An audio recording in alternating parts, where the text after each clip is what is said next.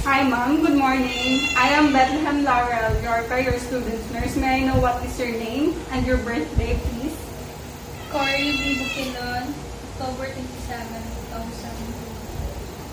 Okay, so now I will be assisting you in doing independent oral hygiene. So it is the brushing and flossing of the teeth, including the inspection of the mouth for dental caries, gum problems, soft plaque deposit, and etc.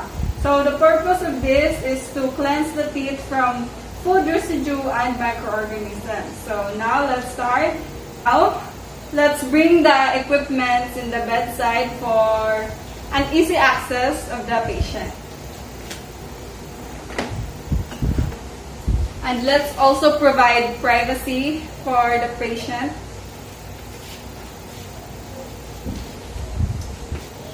So now let's wash our hands and don some gloves.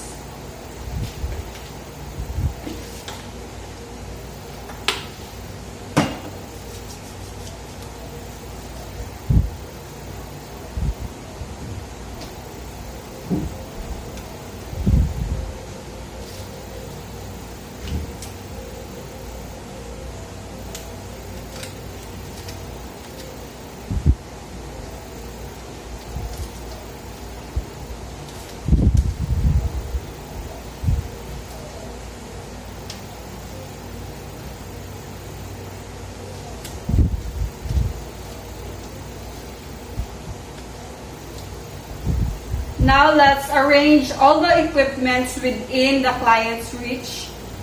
So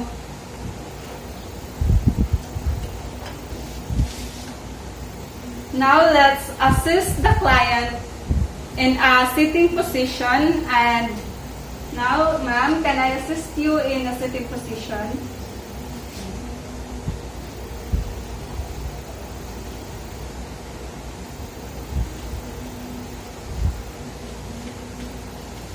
Now let's place a bath towel across the chest and raise the bed.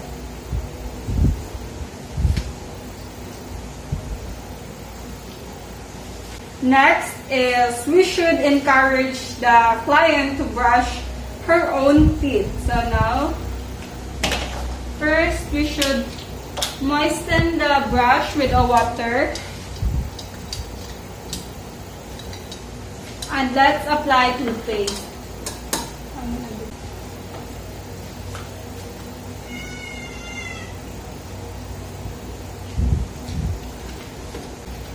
So now, place the brush at a 45-degree angle to the gum line. And brush from the gum line to the crown of each tooth. Now brush the outer and inner surfaces of the teeth and brush back and forth across the biting surface of each tooth. So brushing facilitates the removal of plaque and tartar. So angling the brush permits cleansing of all surfaces of the teeth. So, okay. Now brush your tongue gently with a toothbrush. Next is we should have the client rinse vigorously with water and spit into the emesis basin. And now repeat until done.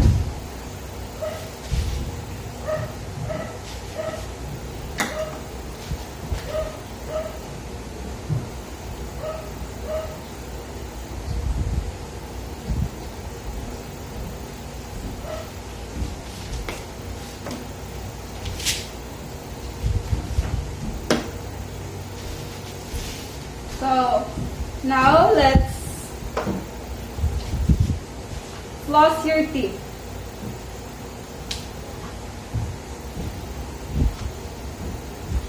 So flossing aids the removal of plaque and promotes healthy gum tissue.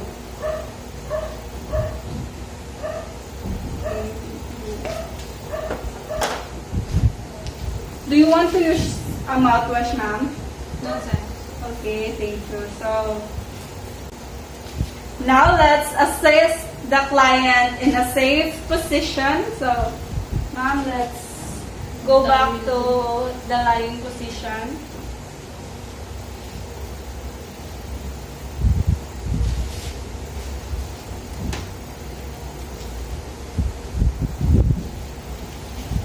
Now let's do aftercare of the equipments used in this procedure. So let's remove the gloves and let's wash our hands.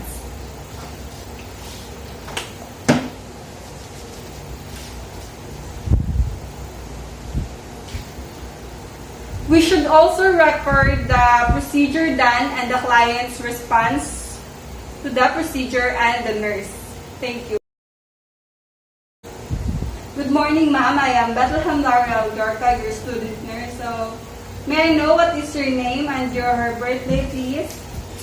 Cory B. Bukilon, October 27, 2000. Okay, so I will be doing dependent oral hygiene. So, can I do this procedure, ma'am? Okay. Now, let's bring the equipment to the bedside for an easy access. We should bring the equipment to the bedside for an easy access while doing the procedure. And we should also give the patient her privacy. Now, let's wash our hands and don gloves.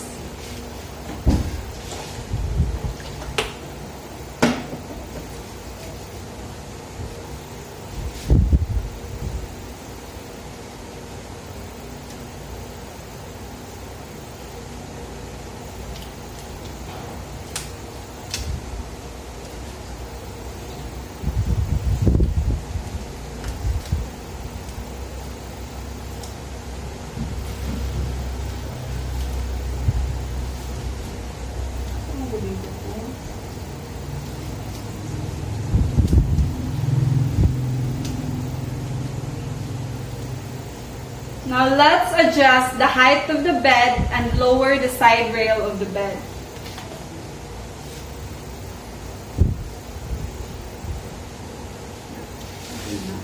Adjusting the height of the bed helps prevent unnecessary stretching and twisting of muscle parts of the nurse. So now, let's position the client on her side and the head turned towards the nurse and titled toward the mattress.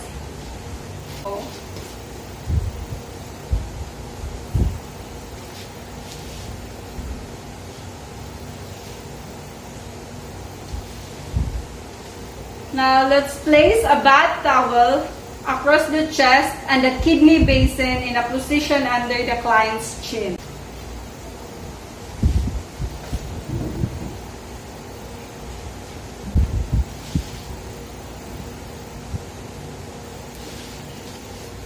Now, let's open the mouth and gently insert a padded tongue depressor between the back molar.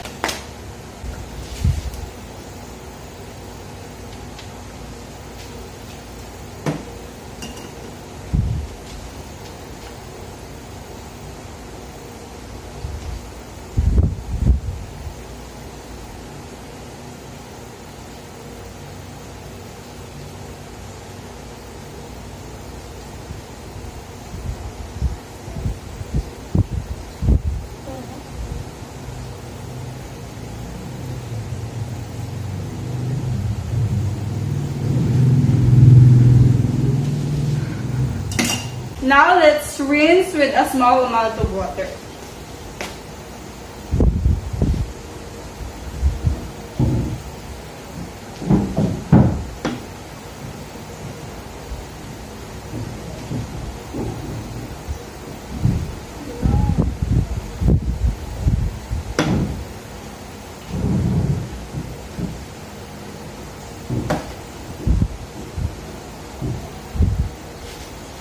Now, let's wipe the patient's mouth to prevent skin irritation.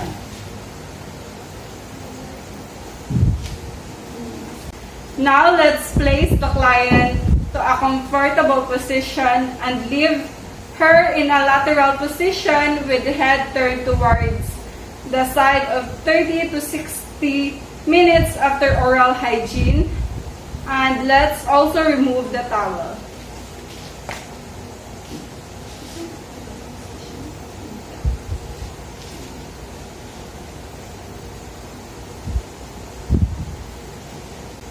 we're almost done, and let's also clean and do aftercare of the equipment used in this procedure.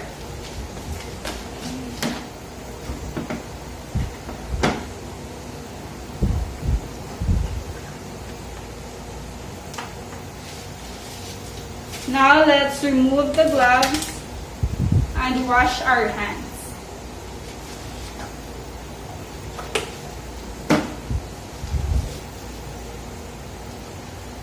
Lastly, we should document the procedure done and any unusual observation, including bleeding, inflammation, tartar, and etc. So that's it. Thank you. Thank you, ma'am. God bless.